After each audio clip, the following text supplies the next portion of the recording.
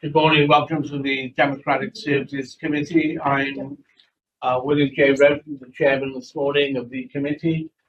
This committee is being conducted on a hybrid basis in accordance with the Local Government and Election Wales Act 2021. We will operate alongside the Council Standing Orders. The Council Standing Orders and Code of Conduct will apply to all kinds, and members should conduct themselves accordingly.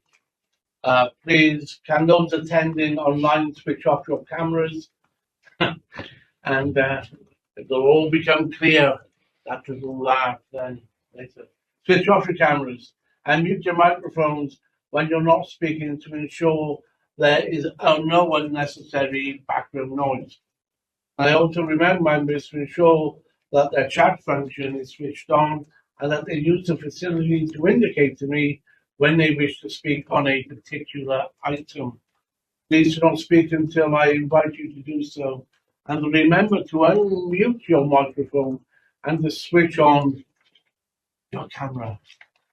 A recorded version of this meeting will be uploaded for the public viewing as soon as possible after the meeting, whilst translations of the proceedings can be provided upon request.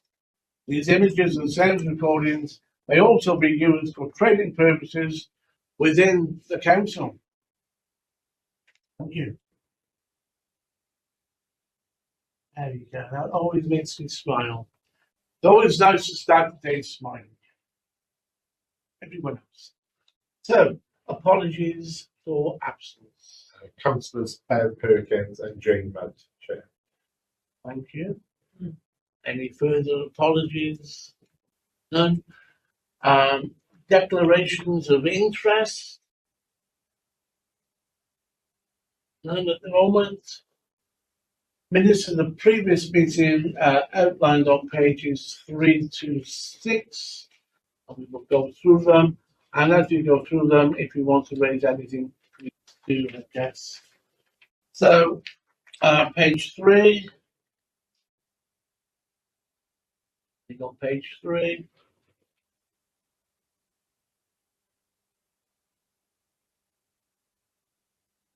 Four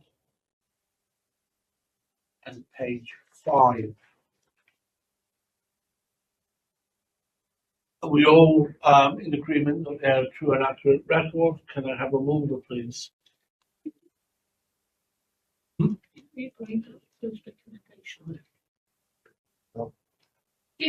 Sorry? Yes, Chair, if I just can I ask you if you remember that we endorsed that if on recommendation, just the first point, the committee recommended that the changes to the current standing orders around the leaders' questions. Oh, I do beg your pardon. No, we did agree to that. We agreed to Yeah, that. no problems with that. Okay, do you have a mover for these minutes? Thank you, Phil. Seconder. Thank you, Sue. Okay. Any matters arising from these minutes? Again, Chair, under the recommendations on page 4, the fourth bullet is the standing. Okay. Short update us on that, please. Go to the headline standard. Thank you. Yeah, we've subsequently had a conversation about that, Chair, and the process of setting that up is still ongoing. There's a group leaders meeting imminent, so I'm going to use that to discuss who needs to be present in that discussion. And I think what we agreed was that there should be a meeting with all the relevant stakeholders present, so members of this committee, senior politicians, and certain senior officers, to have that discussion about what the standing order should look like going forward into the new constitution. As I said, there was going to be a group leaders meeting next week, which I was going to raise this up. That's had to be postponed to April, but I will update the committee further in the next meeting. Okay, so they are meeting in April, I believe, anyway. Yes. And this will be discussed at their meeting, and they know in advance of that. It will be one of the items on the agenda. Yeah, Yeah. that will probably be a prelude to a larger meeting. Yeah. Which is Okay. the intention of the involved now. Yeah. Thank you. Anything else? Okay. No other minutes of item there. We now move on to item 4. Sorry, Chair, can we record the minutes as carried? Yes. Item 4. Sorry, Chair, we did carry them and then this came as. Yeah, as matters arise. Yeah, of course. Yeah. Item 4, members training on pages 7 to 18. Okay, do you want to take us through this? Thank you. So, under the Council's Constitution, the Democratic Services Committee is required to make sure the members get a reasonable amount of training and development. The committee supported in creation of a training framework back in 2022-23, and that was really around, especially for those members who were starting their first term as elected members, ensuring that they are able to tackle their roles efficiently. Following the essential induction training, the framework then had sessions around legislation, services and member duties to boost knowledge and help fulfil the role. So now we're looking at developing that training framework further, and we want the committee's views on the current provision for elected members and how you would like us to develop the training in the future. So this will form part of a wider consultation with other stakeholders, and then we will bring this back to committee at a later date once that framework's been agreed. So we're keen to understand your thoughts on the level of current provision, the content and format of the sessions. It's also important that we gain an understanding of what you would consider essential training as well. So we have outlined some initial thoughts on the structure of the training programme going forward in the report, but we really want to get your thoughts and get your feedback, because obviously you are members who are undertaking this training, so we want to hear your views. So as outlined in the report, we particularly want your views on the topics of training, the frequency and timing of the delivery of training, the mode of delivery, and the topics the committee would consider essential. So over to you. Thank you very much indeed. Before I come in, does any member have any, I guess this is our time now to get it out there. I know we have lots of thoughts on training, and I mean, I'll kick this off, as they say. For me, the attendance rates of 23, 24 and 24, 25, the stats look good, but they're just stats. I want to make this meaningful, and the only way I can make this meaningful to us, we know that that on one of the stats here, where am I, on code of conduct training, we know there's 100% there, which equates to 51 members, and that makes it real. I tangibly touch that. 51 people have gone through that, and that's a great achievement. The rest of it, I'm struggling. So I'd like to see all members have, yes, the stats, but also what the reality is. How many members are we talking about? So we get the bare bones and we can make this real. How many members? So I don't know if you could help us sort of give something today and maybe send something to committee after that. We record every attendance at every session. The percentages will change because obviously some courses are for all members, some are for specific committees. So, for example, I think the scrutiny chair's attendance was 100%, but that's for all members rather than 51. So, we do have the actual figures of who's attended the training. We send that to group leaders, so each group's attendance is sent on a quarterly basis to group leaders to be fed back to their groups. But we have that data, so we can send that across the committees. That's absolutely fine. If there's any specific ones from today you want me to pick out, I've got the spreadsheet open, so I can give you some. And can we include that? Yeah. Can we include that? If not for everyone, every committee, but for this committee alone, in every report going forward.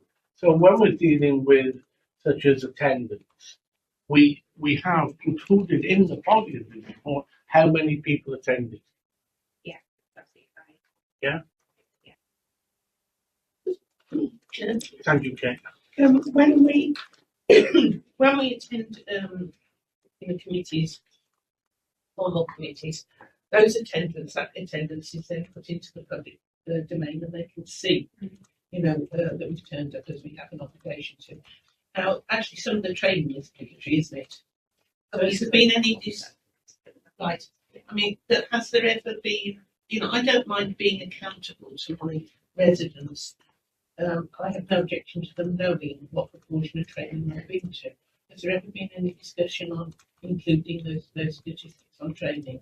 Obviously, only the ones that are appropriate to a member in the course of their work and their commitment to the council. Yeah. I think at the moment it is only the code of conduct that is reported, because that is the mandatory training that they have to.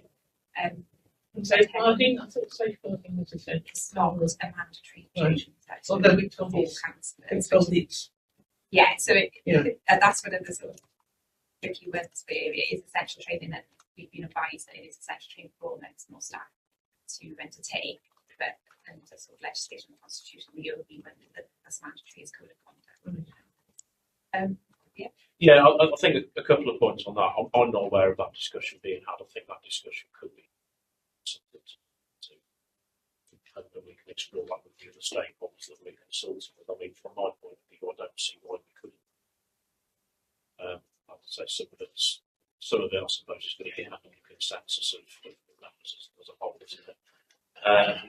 The points about mandatory training, I mean, as Catherine says, the only one that is mandatory is the code of conduct training. And one of the things I think we're going to need to grapple with over the next few months is the categorisation of training. And you'll see in the report what we're suggesting is that we move towards three categories: essential, desirable, and useful.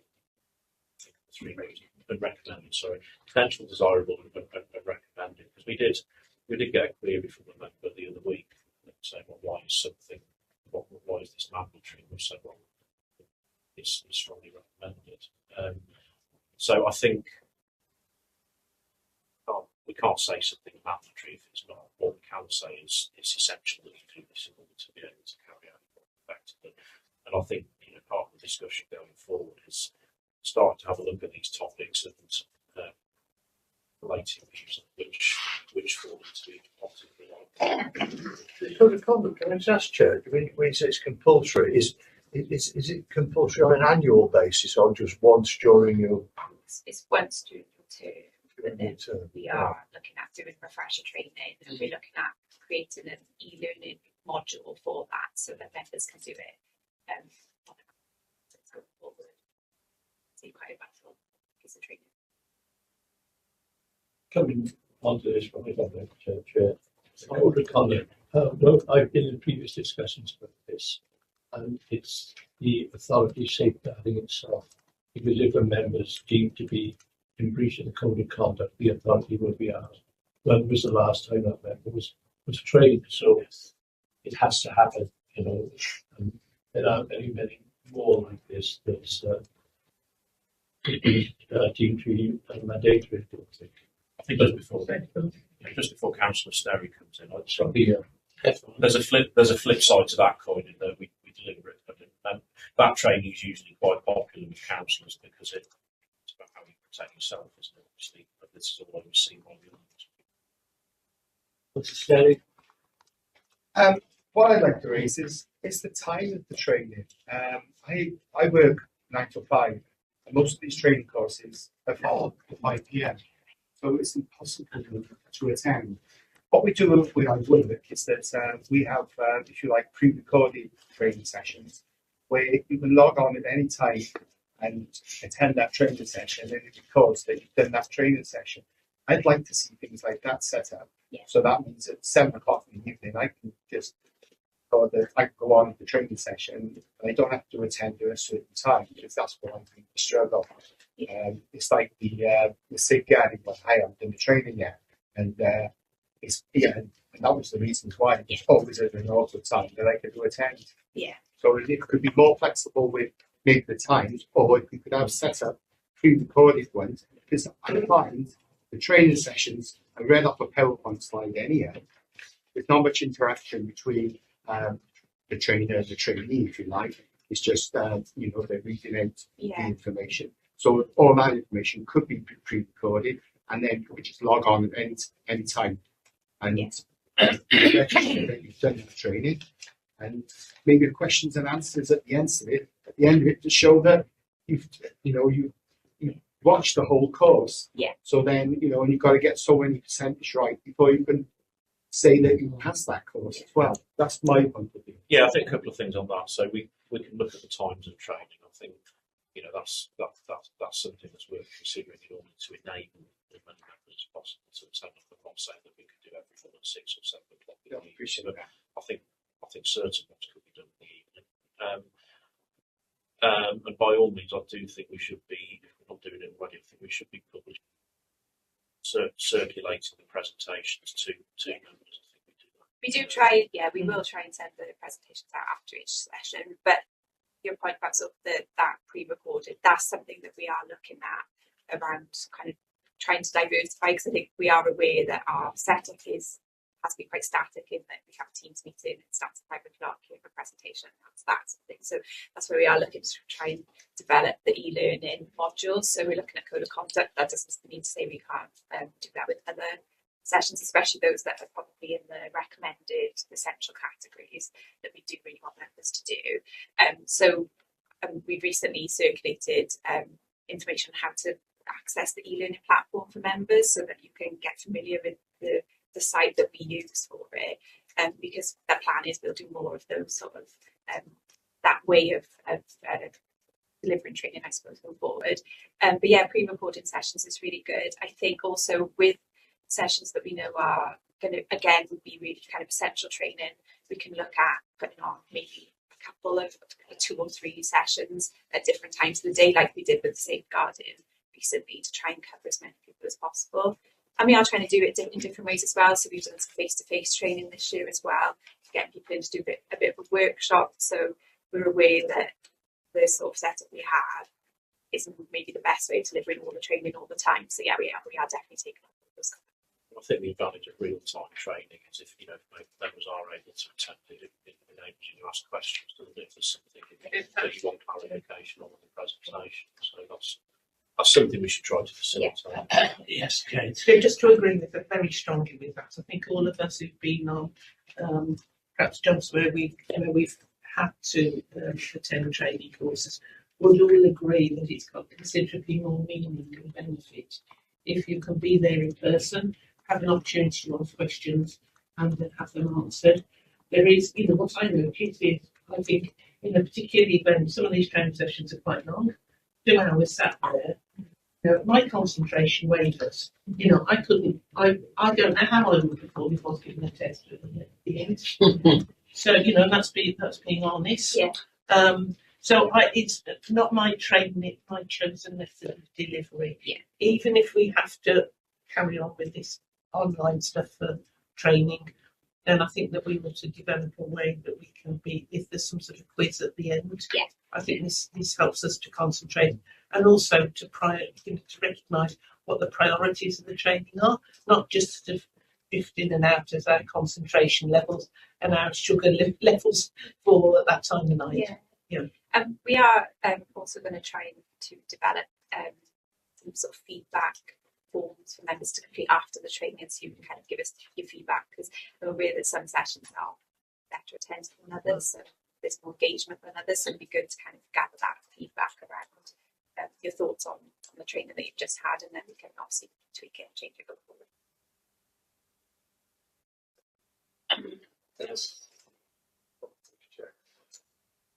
I'm a sort of a passionate believer in training, to be honest with you. I think a quality of any organisation, in the quality of any organisation, I always think training is a big factor. I mean, there are other things as well, but it is important. And some of the, I appreciate that not everything on here is for everybody, but some of these attendance rates do look quite worryingly low. Yeah. I mean, for example, the best chance the likes of a sort of ordinary backbench council have got of changing anything is by actually through scrutiny meeting, and scrutiny training is it really stands out, doesn't it? And some real key issues as well, like safeguarding and equalities, seem to be appear at the data we've got here to not be particularly well attended. But I appreciate the effort. I mean, obviously, a lot of officers put a lot of time into preparing the training. They're extremely thorough, and I don't want to be critical of people, but I do really think that we do need to. Some of this has been mentioned already. Actually, I'll just reinforce some of it. I think we do need to look at some of the aspects of training. I mean, I agree that 2 hours is, especially if somebody, Paul Solvay's come home from work, he's been busy all day and he's expected to sit down for 2 hours. As soon as, I think he's too long. It's also too long, actually, because the session that long, in my experience, often you lose the sort of wood for the trees because there's that much detail. I think a shorter session that focuses really lasers in on the real key issues is going to be more effective. Because I think if we're all honest, after we sat through 20 odd PowerPoints, we're all going to put our hands up and be honest about how much we quite remember from it. I suspect probably it's going to be very much. And I do also think that I think it's on the report here, it states that one of the aims is to make the training interactive. And to be quite frank, my experience is that a couple of courses jump to mind. The one that always jumps to mind for some reason, fly tipping. I don't know why. Because it was very relevant to me, and also because it was very visual and there was a lot of discussion of things and so forth. It was much more active. And if we're going to be quite honest, quite a lot of the training is, going through PowerPoints, and sometimes it's even just reading the PowerPoint. And nowadays, even on Teams, the opportunities for breakout and various other things that I think make the sessions much more interactive. Yeah, I agree, and I think I attend most of the training, so I'm aware of the ones that have more engagement, and the flight tipping one had a lot of engagement from members, and I think partly it's because of the topic and they've obviously got an interest in it, but I think also it's the delivery style, isn't it? So I think we can work with officers when we're developing the training and sort of give that feedback to them. I think we don't want hundreds of slides of writing. We would like to have more time for discussion or breakout rooms. And to be a good trainer, I think you actually need training as well. By training to be a trainer, I don't think it works if you just simply tell somebody during the training session who's obviously not got the experience as well to have actually been trained. Yeah. So I think getting your feedback on those sessions that you've gone to that have really engaged you, that's really useful for us in that. Councillor Watkins. Thank you, Chair. It's a good idea in regards to what the legal officer said in regards to mandatory, essential and optional, shall we say. I think that's a good idea to put to members. The other thing is, the Chair, I think you mentioned about numbers rather than percentages. I think that is a good idea as well. And that information should be given to either the leader of the council or the business managers of each political party to ensure that what is mandatory to the individual councillor on individual scrutiny committee or committee, they have completed, like the safeguarding, like the planning, like the licensing. The other thing that concerns me is the length of training. I've been on 5-day training courses. I've been a trainer myself. And after 2 hours, that's it. You don't gather anything after 2 hours. In that 2 hours, I think there should be a 5 or 10 minute break to be able to gather your information and take it further to the final 2 hours. The other thing I thought about is the new legislation that comes in which affects the mandatory training. that also needs to be included in a review of that particular training project, whatever you like to call it. Those are the things which I am thinking about, Chair, in regards to the training aspect of it. Thank you. But the other might just reiterate what you said about it going to the leaders, and if you want to go back through that. Yeah. So, well, what I meant about that was in terms of the process that we're looking at now. So how we're going to move forward with member training, how we're going to be designing a programme, how we're going to be categorising training, and the suggestion is I don't think we classify any training as mandatory. I think we classify it as essential, desirable, or useful, and put it into those three categories. So I think there needs to be a discussion around what's going where, not necessarily here, but something to start thinking about. I mean, there's been a few comments about the length of training, which I just want to pick up on. I mean, I think that's a fair point, actually, and I think I'm guilty of it myself. I delivered the code of conduct training last year, and there was a lot to get through, and it was a very dry subject. The challenge is seeing how we can condense that down, isn't it? But I absolutely, I have to do training now and then, and with the best will in the world, you do lose your focus after a while, don't you? So I get that. In terms of the group leaders, I mean, we report certain things to the standards committee, don't we? So, for example, with regard to the code of conduct training, and group leaders attend every other standards committee meeting where they would be reported on that. I mean, we can look at, and I think this is already in place to some extent, reporting to group leaders about who's attending what training. Yeah, we do it. We do that anyway, and I think that's advantageous because the leaders, so far as I'm aware, are keen on members engaging with training. I think all members are keen on members' engagement, and on that point, I just have to say that maybe we have too much training. Maybe there's too much. Maybe the wording that you use is essential, recommended, and useful. So the bottom one useful?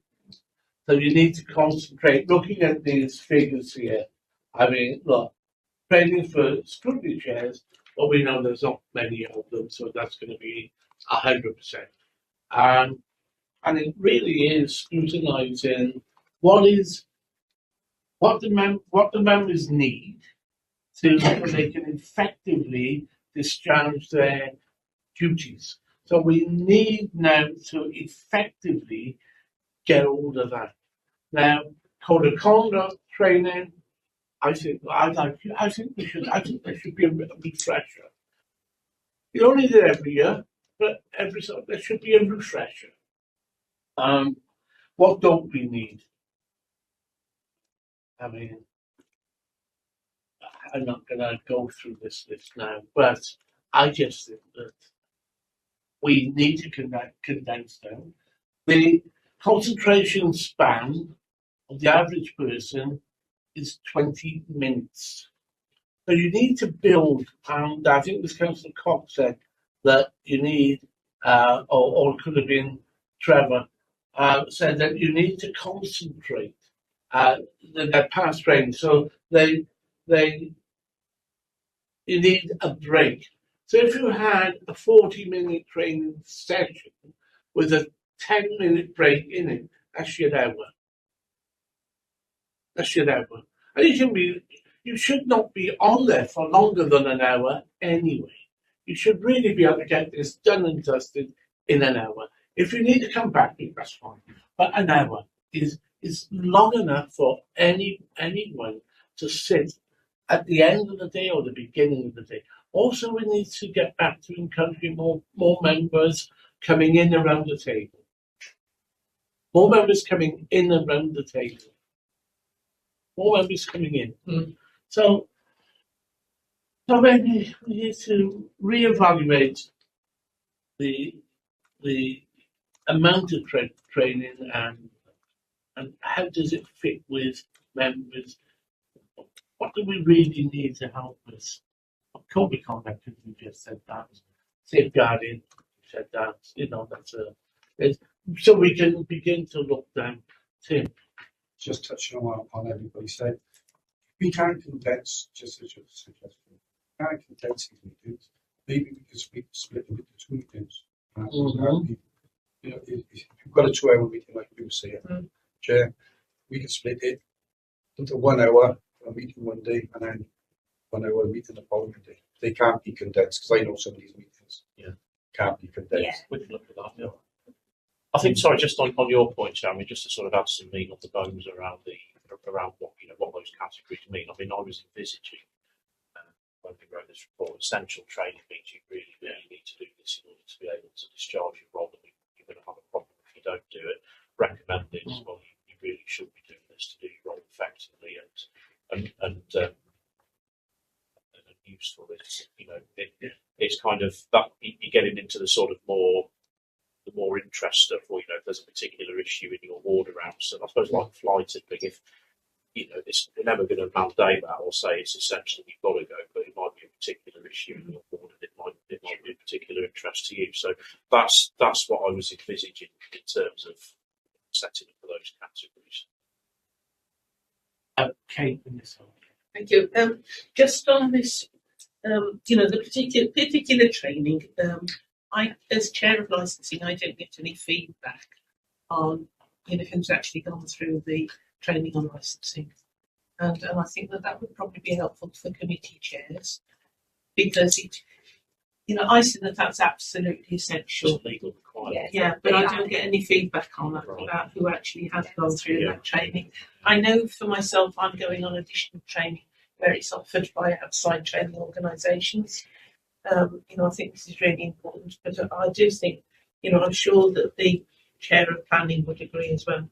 You know, I know nothing about planning. I've never actually been on that committee, but I would certainly want to be armed with the full knowledge of anything that can be taught me before going on there. Yeah. I think you have to go on.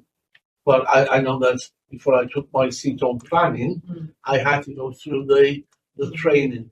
Yeah, I So don't. you I can't don't. go on until you've done your training. I think that's right, Tim, isn't it?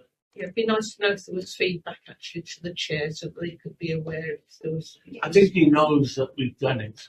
Yeah, but I don't know on licensing. Ah, I've never been informed of those things on licensing, and I want everybody to be as up to Do you date mean, as sorry, possible. feedback on who's attended? Yes. Yeah. Who's actually gone through it? So yeah, it is a requirement. They do have to do the training to sit on the committee, but yeah, we can send that. Yeah, to because the I don't know quite what the figure of that is. Yeah, that could go into all of this report. Yes. Oh, sorry. Sorry. When I worked in local government, we used to get a glossary of new legislation that we get dumped on our desks every, I don't know whether it was every month, but that sort of frequency. Does such a thing still exist? No. You know, primary legislation, secondary legislation, code of practice that are covered by the legislation. This was in England, and this was quite some time ago. But then I'd like to go on to looking at the prioritisation of the training that we receive. Because we've got in 25-26 housing services, we're going to get training on that. I noticed we had housing services in 22-23, 70% of members attended, and 23-24 housing register bidding an allocation. Well, we've had a new housing, is he a director now, or is he a statutory, Mr. Walton? Head of service. Head of service, thank you. He's come in and he's introduced to the cabinet members some pretty radical things over the last couple of months, and no criticism of it, he's done it, but we as members are not getting training in this, and some of them, you know, it's a pet subject of mine, but some of them are quite fundamental to our constituents. So how would, you know, you can bring it into the 25-26 training session. I don't know if that's what you intend, but really we need to know about this when it's coming in. You know, not after they've not after the fact. That makes It's sense. striking the balance, I think, because Yeah. we're trying to a lot of different teams want to give us updates for members. It's trying to make sure we're giving you enough information at the right time, not overloading. So yeah, that is exactly what that session will be, to update on changes. We've brought it forward as much as we can within the schedule, but obviously we've had quite a push on safeguarding in the last few months as well, trying to wrap that up. So it is about balance today. Sorry, just come out on safeguarding. You see, we also do safeguarding in other places, Yeah. but there doesn't seem to be any cross fertilization, if you like. So we're doing the same training in my case, 3 different places. Having on my Yeah, just to respond to the question about the legal updates. I mean, we don't forget that. I mean, I'm aware of old ways of legal departments working in the pre-internet era, where all of our research tools were in books, and on a monthly basis, you get a pack of things to update the binder with, and you throw out the old page.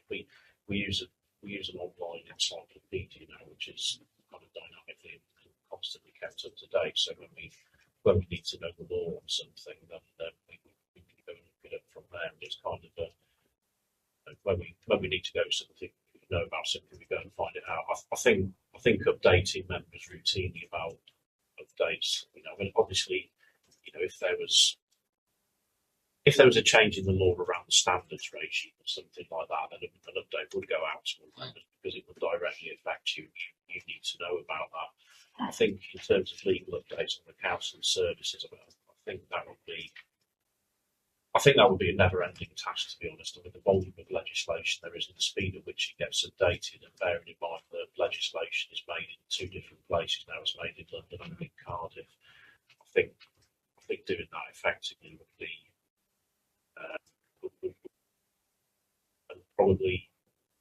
I think some of it would be of interest to some members, some of it would be of interest to others. I think if a member has got a particular interest in something, it needs to know something. We can assist with that on a case-by-case basis. The other thing to say is, as part of the democratic reporting process, all reports, whether that's to cabinet members, committees, cabinet or council, they all come to me or Harris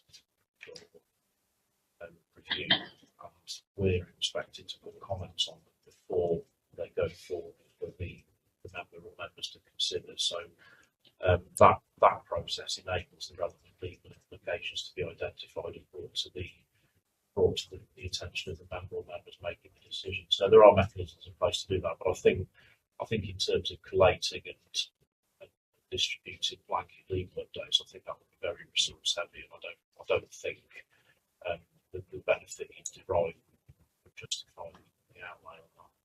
No, sorry, just back on that, if I might. No, I do appreciate what you're saying, and this isn't a thing for Newport. This is a thing for Association of Local Government Officers or something like that. And the primary legislation, whether it comes from Wales or England, you understand that. We'll see it on the television, and we clock into that. It's the things like the code of practice. An interesting one on the radio this morning about polluted land sites in Wales. I think they said 700. I was just shocked it was so few, because I've been battling with Natural Resources Wales to get an analysis of something called Monk's Ditch, because it was contaminated with heavy metals. Now, they won't give me the information, but they should be testing for that. And I don't think it's a Newport responsibility. Right. Okay. Yeah, just got through. Yeah, you just took me down another path. There were 2 things I wanted to mention, and actually, just on this specific training, when we mentioned housing earlier, I think really we ought to class that as essential every year, an update, because we all have issues, and it's because of the acceleration of the problem and the pressures in Newport, which have just grown exponentially in the last few years. I do think that we're all going to get in my ward quite frequent, and other wards, I'm sure everybody's got at least one a year, and some a lot more than that. Yeah. So I do think that's a particularly important one that we're we can update ourselves on, or just refresh ourselves on, you know, what we are able to do as councillors and what the process is behind the scenes, so that we can explain that to our constituents. And then the other one was the it's because like you mentioned about what I think what possibly a lot of councillors won't be aware of until they find out the hard way, actually being involved in this job, is the devolved areas under Welsh law. You know, what is actually devolved? What have we got to think about separately? And actually, just going back to housing again, I think that's a very good example. You know, constantly every day there's bits in the news about changes to registration for landlords. It's always about England. But actually, we're ahead of this. A lot of those things are already in law in Wales through Rent Smart Wales and through Welsh Government. But actually, when we have, you know, there's some members who may not be involved in that. You know, they aren't aware of the very substantial differences between England and Wales. And clearly, that is just that's one isolated area. You know, there are other things to do with, you know, well, every area of legislation. Which is devolved, but actually I'm not even sure I'm fully up to date with if they haven't. They may have devolved some of the areas and it slipped by me and I haven't realised. Yeah. So that would be really handy to know that one. That's certainly something we could look at. I mean, I suppose the assumption on my part was you're all politicians, so you'd all understand how that works. But in fairness, it is pretty complicated. Yeah, okay. I mean, we could certainly look at something around what sits in London, what sits in Cardiff, what's supposed to be done by local authorities. You've obviously got community and town councils as well who've got some functions. I think that's something we can think about. Yeah, just how the democratic process works from the ground up. Yeah, and certainly, I mean, that's another area I know nothing about, not being in an area with a community council. Oh. You know, We have 4. It's kind of all about it, if you like, after. And board. Aren't you very fortunate? Yes, we are very How special? fortunate. How special? We have 4. We make up for everyone else. Funny enough, looking at this in 24-25, there was a seminar on Rent Smart Wales. There wasn't. It's actually very good. It was very interesting. Yeah, and probably looking at the stats, probably only 5 people turned up to it. You know, 10%, it's about 5. Yeah. So maybe that's what we need to look at. Why only 5? So I never went to it. So why didn't I go to it? Is that the one in the swords room? It was in the swords room downstairs, wasn't it? Something, And it was one of these rare ones where you had the opportunity to go there in person. Yeah. And it was really interesting. It was really It was an event put on by Rent Smart Wales, so it Yeah. we just Yeah, had that's the right. invitation. Yeah. So I never went, and I've got It's no a big- idea it's a big why. thing But as well. so we have, you know, we all have accommodation that's rented in our ports now, and nothing wrong with that. But we need to understand what's going on, and I just think that maybe a rehash of that, well, bringing it up to date, maybe useful. Well, I would find it useful anyway, I guess. And it goes back to the very beginning when we're on about essential and stuff that's online. So small bike training, you can log on and go bang about specific areas. So I don't know. Let's say I want to find out about the new specific legislation on fly tipping, which make mention of it. I can just go on and go bang, and there's training. I know I can find it out through the legislation, but sometimes you give it a training and support me with the legislation and fine. And then I don't know if you look at some stuff that what mine's on about. You go, okay, training, 5 minutes, 10 minutes on air, bang, job done. So small points that people go and look for because they're interested in these different issues may be useful. No, I was going to say, I was thinking along the same sort of lines that The trouble is I could go and have been on a training course on I don't know whatever 6 months ago, but you need the information when you need it, don't you? Yes. You know, an issue will crop up, and the website is definitely getting better to go on and try and find a procedure. But often you want to know what is a policy on this, what is a procedure on this, what is the law say, and you say you need it when there's an issue or when you've been approached about it. And I'm not sure quite what the answer to that, because not everything's on the website. Whether sort of, you know, frequently asked questions Yeah. page for counsellors would help, or something of that We sort. could potentially make more use of the intranet pages. Yeah. We do have access to those. We could put the Or training resources on signposting, there you know, rather than emailing things out to members and it gets lost in their inboxes. It could all be kind of put up there so that you could navigate the Training focuses much more on the principles, and but it's really good at stronger than on the signposting to, yeah. you know, where So if a it resource. really does have to you and you've got an Yeah. issue on this, you know, go here. Yeah, we could definitely look at that. And I think the intranet's probably a good home for that because obviously it's not public facing. Okay, is there any other questions or recommendations or observations, whatever? I don't think there is. I absolutely have nothing else. Yeah, I have a question or Yes. comment.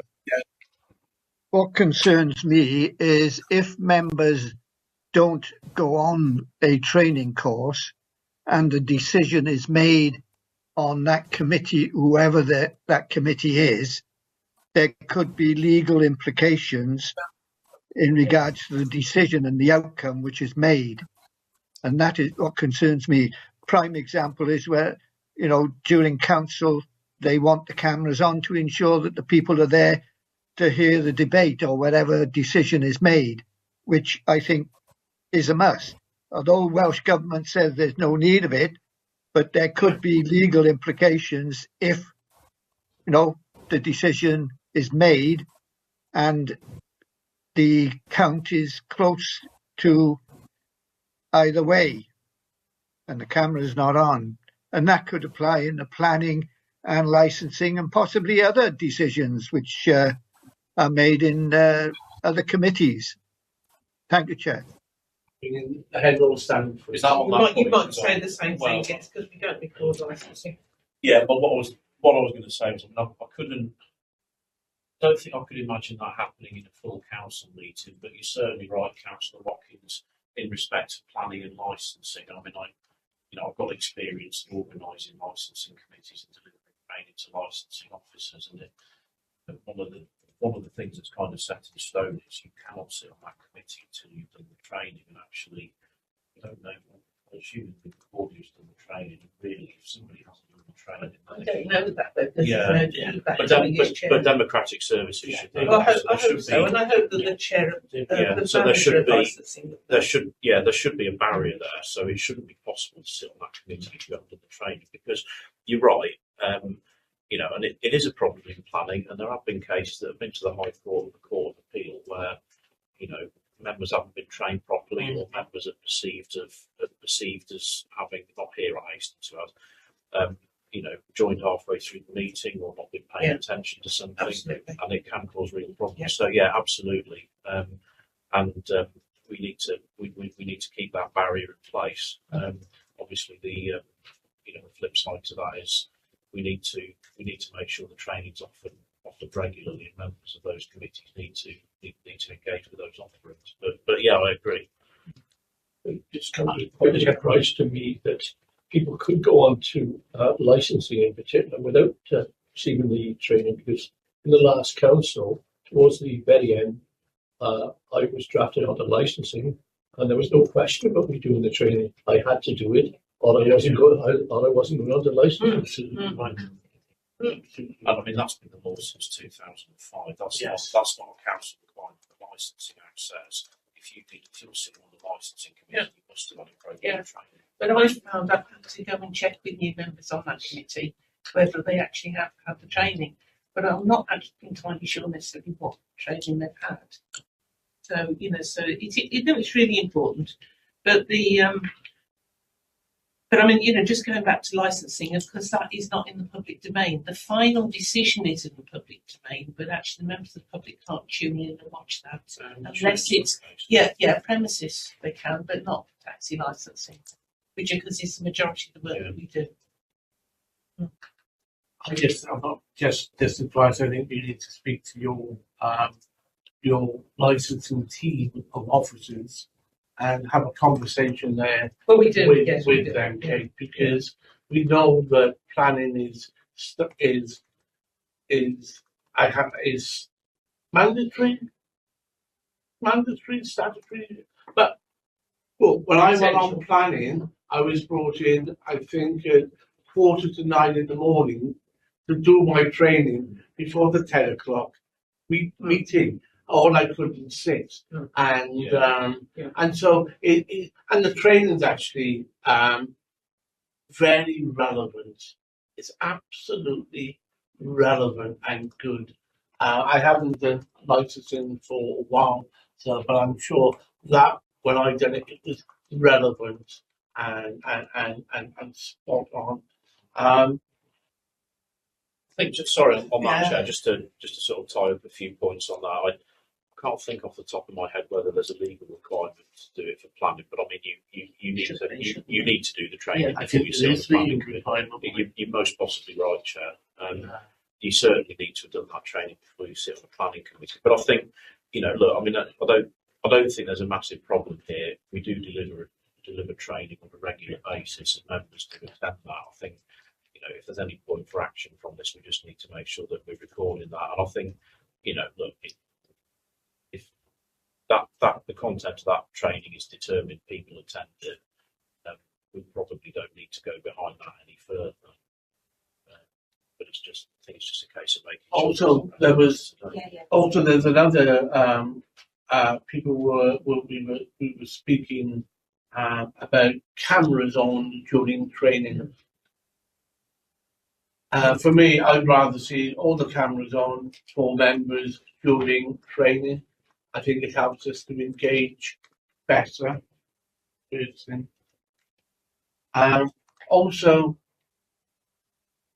maybe during meetings such as this and other meetings, I think members should have their cameras on as they do in planning and other areas. So I guess it's for transparency and for public confidence that members are engaging fully because they can see the members there all the time. And unless there's a reason why we shouldn't do that, then Well, the reason historically was that the bandwidth couldn't handle that many members being visible on the screen. I think there've been improvements in that. I mean, as the last full council meeting demonstrated, the system can handle it. That's kind of straight into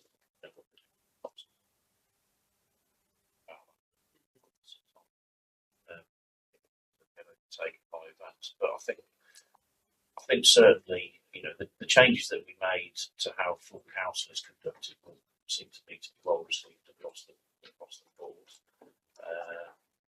The technical reason, bandwidth does dip in and out. It does depend a bit on where you are in the building. And the signal in my office, for example, is terrible.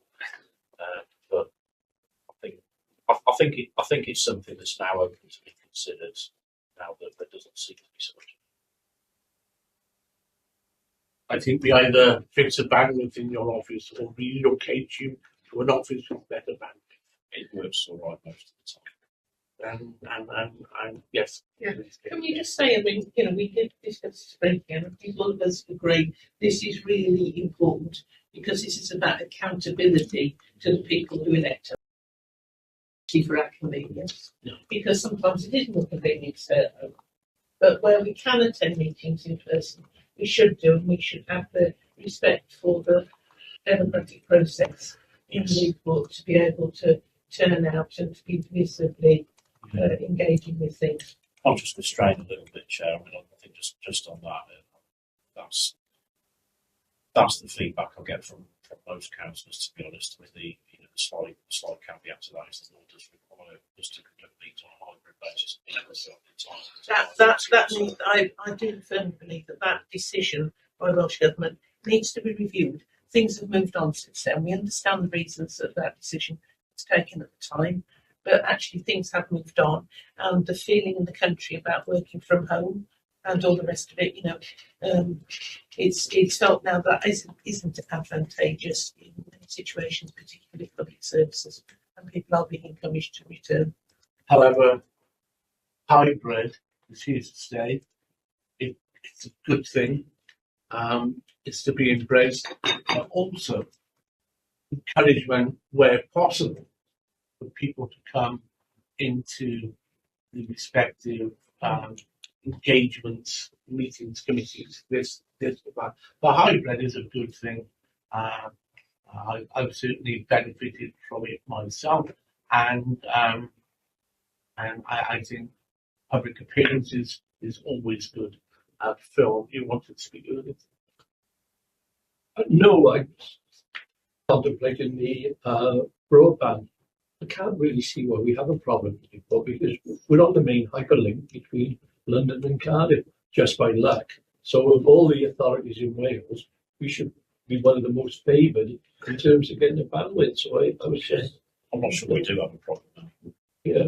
I know when we originally started, some of the members had very old modems that caused them problems logging in. But I know what I think, it's absolutely fantastic. Yeah. Just take the problem. It'll all come to your There was a suggestion, Chair, that perhaps this becomes part of the old work programme, and maybe if people feel very strongly about this, we've got Overtrain. no, the whole business of the hybrid meeting versus and the whole business about what the council's policy is on cameras, whether people should leave them on or put them back social media. There is quite a lot of So we're a looking lot of for strong feeling about some of those issues, and I thought it might be worth I think you're right. meeting and going into it a little more. But whether we should do that, or whether you have arrangements in advance to do that elsewhere, Mike. Yeah, I'm just wondering, Chair, whether we should agenda this for the next meeting, because we are strained somewhat. If the time is made for a proper discussion about this, it can be planned and minuted. I think we're all in favour of that. I think that's supported. Yeah. Yeah, well, let's put that on the agenda for I'll next go on time. the forward work programme then, yeah? Yeah, So I think I think just Okay, we'll make sure that gets when we can to the okay, are there any other questions or observations on member training? I think if I could just thank members of the committee, I think that's a really useful discussion. It's given us some ideas to take elsewhere for consideration. And as Catherine said at the start, we will bring a further report back later in the year, hopefully in the summer, if not the early autumn, some recommendations. Okay, thank you. The next item is item 5. Is over to you. The yes, the verbal report is that. Sorry, what's my minutes here? Members training, presentation. And it's open for the update on the constitution. Thank you. So item 5, the Independent Remuneration Panel for Wales has published its annual report 25/26, which outlines elected member remuneration for the year. The report contains determinations on basic and senior salary rates, standards and allowances for elected members, and these rates will come into effect on the 1st of April 25. Just worth noting that this is the last report that I will bring. It's from the 1st of April, House functions are transferring over to the Democratic and Boundary Commission Cymru. But basically the process will stay the same. So as with the IMP, the TPCC will be expected to produce a draft annual report for consultation, which I think generally comes in the autumn. and then they will take account of responses prior to publishing the final report on the 28th of February each year. So this report is just for noting and will be presented at Newport's Council for adoption. Okay, thank you. It's for information only before the committee this morning, and we intend to let this go through. Could I just ask one question? What percent will it be up?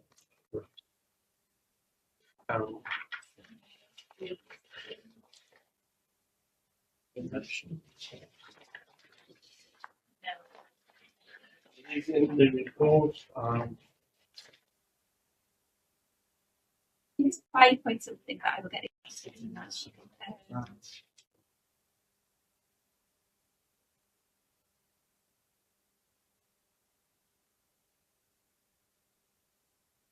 5.21 to find the draft.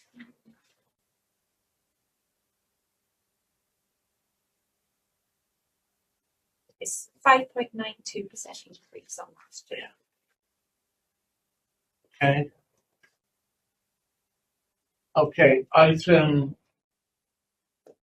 6 on constitution update. Thank you, Chair. I mean, I actually said a large part of what I was going to say at the start of the meeting. Actually, that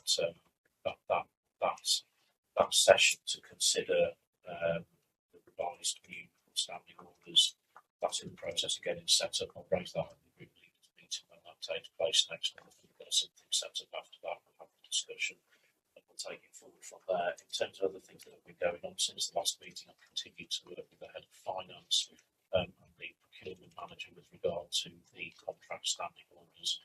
And a member of the committee will have seen that they were approved unanimously at the full council meeting at the end of last month. So that's where we are with it. A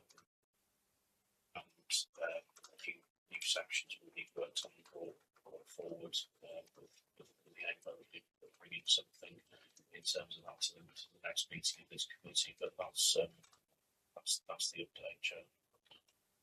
Any questions on the update? The observations? If I might, Chair, I would have preferred to see a written update there, please, for future noting. Okay.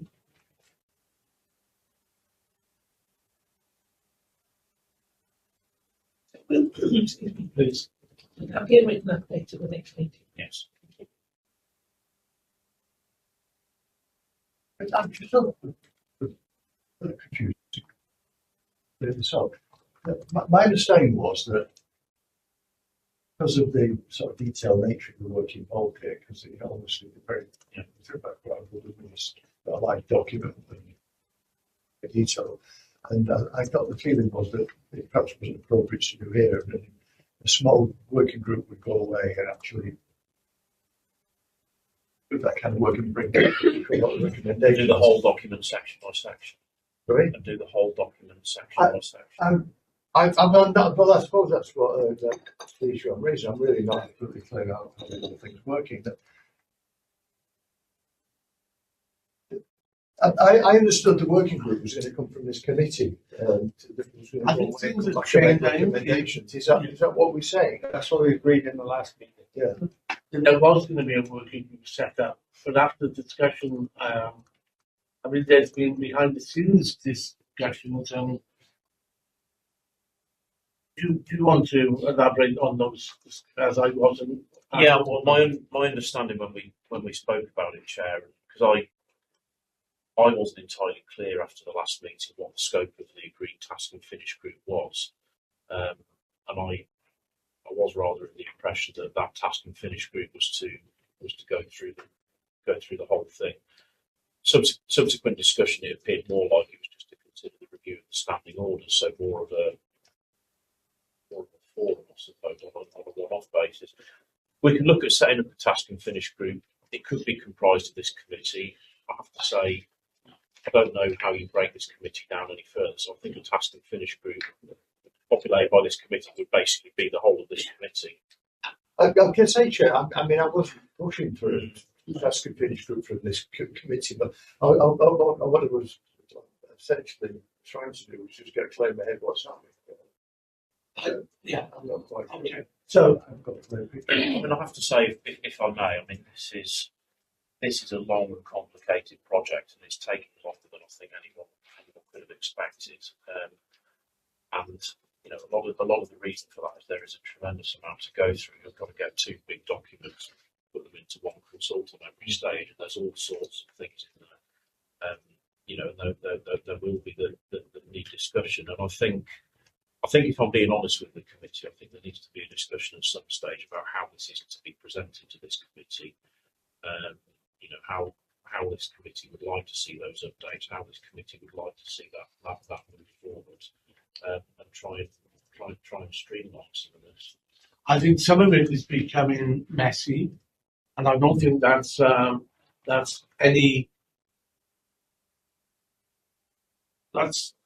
a criticism. That's just the way the constitution is. The committee, and it's my understanding of the committee, they don't want to be totally fed piecemeal via verbal reports. The original tax and finish group recommendations, so, and please correct me if I'm wrong, committee, was because we're surrounding the inviting of outside bodies to the council for presentation. That's so. Was it just that? I think it was. I seem to think it was. My memory is it was wider than that. Yeah. Well, we have an opportunity to discuss many things with the forthcoming meeting, and once that's set up with the leaders, an agreement, and those leaders will feed back to their respective members, I guess, like, and then you'll have that formation of political heads coming together and looking then at the constitution and how we're going to make it go forward. And I think from that, we will have a better understanding. For me, I don't think we need anything to come back to us piecemeal until after that meeting has taken place. We'll have a clearer vision then, after that has taken place. And as you said, members of this committee will be involved in that process with the respective leaders and anyone else, because it does get confusing. We need to understand the process, and I think what you're about to undertake with members of this committee will help us, because we'll be able to construct how it's going to come back. Yeah, and I think there's some thought to be given about how it's presented as well. I mean, what I've done to date is I've got the new section, I've got the old section, I've got what the new section will look like, taking into account what's in the old section of the new one, and you end up with a lot of paperwork because this is voluminous, and in order to demonstrate the changes, there need to be track changes in the report. I've had some feedback that it's not ideal to be putting reports with track changes in front of the committee. I completely get that. It's very difficult to follow, but that, if we're doing it that way, that is necessary. And I think I don't think anyone needs to answer this now. But do you want that level of detail in the reports, or would you rather I identified the main legal issues that you need to decide? I did a PowerPoint presentation, went through those legal issues, and you gave me a steer that way, and I will go away and do the complicated and technical drafting. I think that's something to think about. Sorry, Chip, going back to the minutes, the decision at the last meeting actually was that terms of reference would actually be drawn up and to determine where we go. And I accept the monitoring officer's point that I don't want to sit here with two 200-page documents flying through them, but I'm not clear just how the whole thing's going to work. I mean, if we're talking about something, but my understanding is that we're going to amend the existing constitution to be more in line with the The model constitution. Well, we'll adopt the model, but the idea, I think, is we'll adopt the model constitution, but change it so that it reflects the rules that we have here at the moment. And if you know, the legal officer was going to come along here and actually flag up what the main issues are, what the main changes are, etc. I'm certainly quite happy with that. I mean, you're going to have to do the track changes version anyway. I think you're going to have to do that. I would actually like, I'd welcome a presentation on where the major changes are, but I would still like access to that, to those track changes as well. So that where we can see there is something which is unclear to us or maybe controversial to us, you know, we can actually go and have a look at what was before and what was after. Okay. Does that seem reasonable to people? Yeah, I mean, look, at the end of the day, if the committee wants to see those documents, then it can do. We don't want, as Stephen said, we don't want 200 pages. I mean, Well, it's I ridiculous. think that the issue, Chair, Well, is- there'll be a page. That's one or the other, isn't Look, it? you have a strategy. This committee has one going forward. There's going to be a meeting of the leaders, including members of this committee. We'll sit down and we will look at how we're going to go forward with this issue. Because at the end of the day, it is also about the political heads being involved in these constitutional changes, right across the board, so that we all buy into it at the same time. So when it comes to us, we're the scrutineers, I guess, of the constitutional change, making sure that all the ends actually do fit. But we need a direction, and I think the meeting in April, or just after April then, when we get together, is crucial. Because that will steer any future guidance of stuff coming forward for the committee. Phil? It was very interesting last month when you told us that unless we changed part of the constitution, we couldn't issue a contract. And that sort of thing, you've gone away, you've talked to the contracts officers, and you come up with a solution. I think. Now, that sort of thing shouldn't be within the constitution of the council. It's a standing order of the council quite clearly, and it's brought about by legislation that's probably come from the Welsh Assembly. So if we could strip that out of it and say it's an appendix, it's a reference, it's something we can't change even if we want to, that would be helpful. I think just on that point before you Yeah, okay. Put it as an appendix, put it as a link, put it as whatever you like. But if we've got no power to alter it, what's the point of even discussing it? I think the point of that is it's a courtesy to some extent, isn't it? That document, because it's part of the constitution, it necessarily needs to be part of the constitution. Change has got to be approved by full council. The courtesy to this committee is bringing it before you for comment before we take it to full council. I could, if you wish, just take it to full council. I mean, there is scope for the monitoring officer to take necessary constitutional amendments straight to full council. I would rather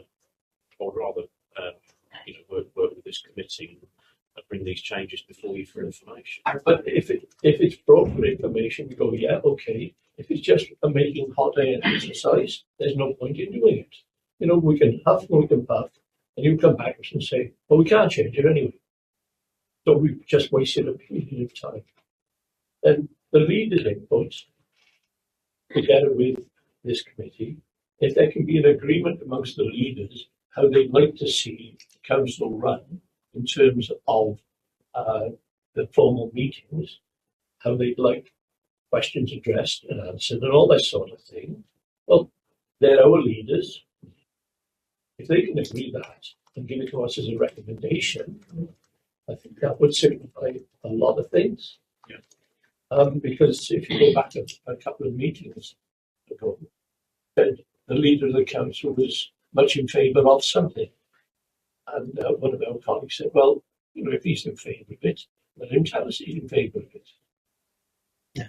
And if we strip those things away as points of debate, points of conjecture, it leaves us very little to determine within the Constitution. Because you've taken out all the emotive bits. If you could, so yeah, I'm being presumptive now. If you could look at things along those lines to actually split out what we've got little or no choice in the matter of, and send it to us for information by all means, with a big clear note on the top, for information, you've got to agree this anyway. We can get on with that. So better labelling. Yeah, but labeling, yeah. I think that the meeting you've got coming up in April, I still refer back to that. It's going to be vital for stepping forward for this committee. These are the issues that will be, and hopefully we discuss and how we're going to move forward with the Constitution. How are we going to do it? As you said, it's a massive thing, and it is.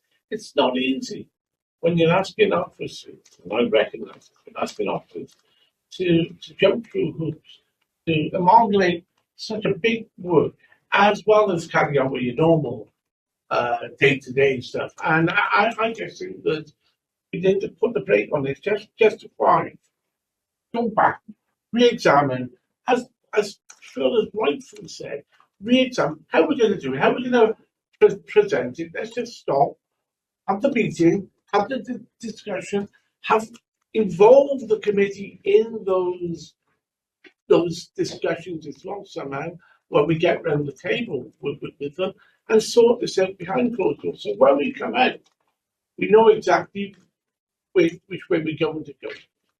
I think that's a sensible approach. Thank you. Yeah, well, I do. I mean, I do, and it's in line with my thoughts on the matter. Okay. Okay, are we content as a committee with that? Yeah. Okay. So, Trevor, I think your hand's up. Is it? No. I think so. No. Okay. Right. Going to go forward with the forward work program. So somebody suggested earlier that we put. Yeah, so currently the forward work programme for May is the participation strategy, which comes to this committee every year. Yeah. And that will be presented by the Democratic and Electoral Services Manager. And then potentially following the discussion with the group leaders in April, there may be an update on the model constitution. Yeah, yes, right. And then again, the discussion, the committee's thoughts on the changes to hybrid meetings. Yeah. We want that on the next agenda. Yeah. So that'll be an agenda item. Yes, Just to say that the draft forward work programme for 25-26 will also come to committee next meeting for comment. If you've got any items you want added to the work programme for the coming year, if you could let us know, just let the ad know, we can have a look at that. Okay. Thank you. Anything else? Well, there's some other, are you going to mention the secretary chair? There were some other things which we discussed, like the updating us on areas of devolved areas of Welsh legislation. We were going to take that forward in some way. Yeah, we've got that in action. We'll look at it as part We're of doing the action separately. Yeah. Right. Okay. Yeah. Well, so just to say about the article on the training, what Catherine and I have done is made note of this committee's comments. We will feed them into that discussion with other stakeholders. We'll take on board the comments of everyone and we'll put together another report, some recommendations in it later in the year. That suggestion will be considered in the mix of all that. There was another thing that I highlighted here was report in figures, not always in percentages. And that's broader than this committee, isn't it? This could be something which we adopted across, for all of the groups. Right. And Yeah, and there was also a comment on publishing of the training uptake. Yeah. So, however we decide to Again, we reserve will that. address that as part of the consultation. Okay. Any further comments?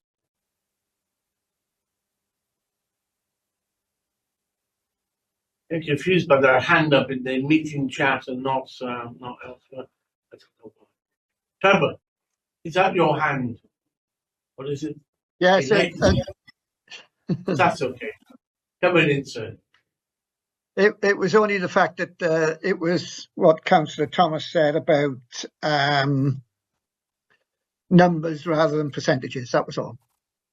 Yes, absolutely. Thank you very much indeed. No further comments then. Date of the next meeting is Thursday, the 22nd of May, 2025. So it's this year. Wow. How fabulous, eh? There we go. So I'm going to conclude the meeting. So thank you very much for the attendance. And I should have said at the very beginning, looking this is and Harriet, welcome. Thank you. Welcome. Sorry, I have to make sure I got the wrong name. Thank you very much indeed.